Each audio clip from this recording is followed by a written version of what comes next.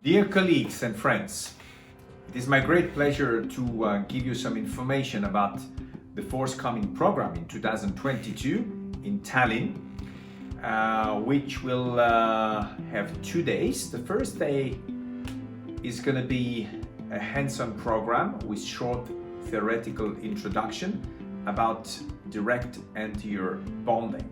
We're going to speak about the bilaminal technique, how we can control each layer thickness, develop nice primary and secondary anatomy, and also to explore the polychromatic approach using effect shades, but still maintaining the basic concept of dentin and enamel, which is basically really the natural layering concept, sort of a biomimetic approach to restore anterior teeth with composite. We'll also work on the microanatomy. How can we get a nice microanatomy and beautiful surface glass? That will be the first day of the program. The second day will be a full day lecture on tooth wear, especially interceptive treatments of tooth wear, but we'll anyway explore the entire spectrum of measures to treat tooth wear,